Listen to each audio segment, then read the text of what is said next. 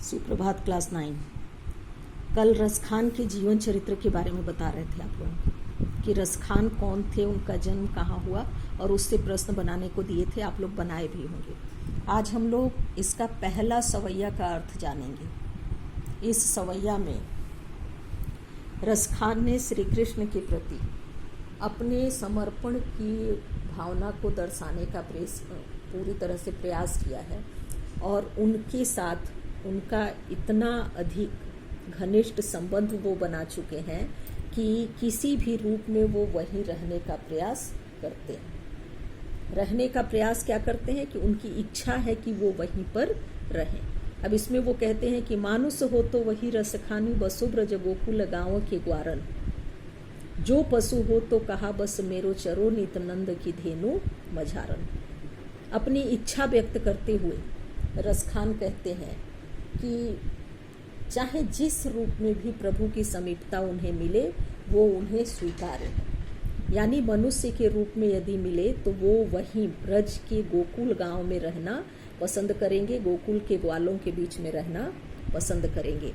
जो पशु हो तो कहा बस मेरो चरो नित्यानंद की धेनु मझारन, और यदि पशु के रूप में रहने को मिले तो वो नंद की गायों के बीच में रहना पसंद करेंगे। पाहन हो तो वही गिरी को जो कियो हरिछत्र पुरंदर धारण, और यदि पत्थर के रूप में रहने का सौभाग्य मिलता है तो उसी गोवर्धन पर्वत पर रहना चाहेंगे जिसको कि श्री कृष्ण ने अपनी उंगली पर धारण किया था। यानी पत्थर के रूप में यदि रहने को सौभाग्य मिले तो वो उसी गोवर्धन पर्वत पर रहना चाहेंगे जिसको श्री कृष्ण ने अपनी उंगली पर उठाया था। जो खग हो तो बसेरो करो मिली कालिंदी कूल कदम्ब के डारन, और यदि पक्षी के रूप में, खग के रूप में रहने का अवसर मिले तो यमुना के किनारे वो उसी कदम्ब के पेड़ पर रहना चाहेंगे। यमुना के किनारे वो उसी कदम के पेड़ पर रहना चाहेंगे जहाँ बैठ कर के श्री कृष्ण बांसुरी बजाया करते थे। यहाँ कालिंदी कूल कदम्ब की डारन, कालिंदी कूल कदम्ब की डारन में यहाँ पर अलंकार आया है। क वर्ण की बार बार आवृत्ति होने के कारण यहाँ पर अनुप्रास अलंकार है। 9th में आप लोगों को अलंकार पढ़ना भी है। और यहाँ देखिए सौंदर्य बढ़ाने के लिए कालिंदी यमुना का एक नाम है, कुल यानी किनारा, और कदम का पेड़।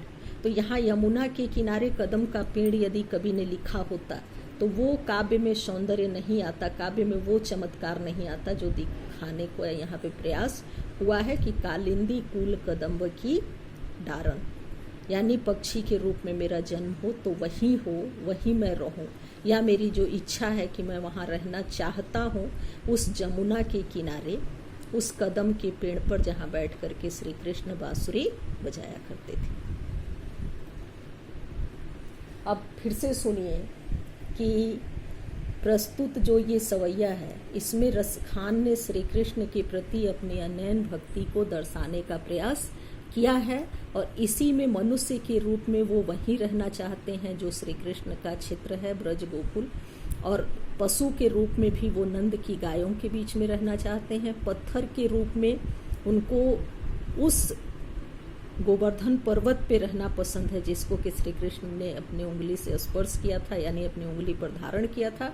और पक्षी के रूप में यदि रहने को मिले तो वो उसी यमुना के किनारे उसी कदम के पेड़ पर रहना पसंद करेंगे जिस पर बैठ करके श्री कृष्ण बांसुरी बजाया करते थे।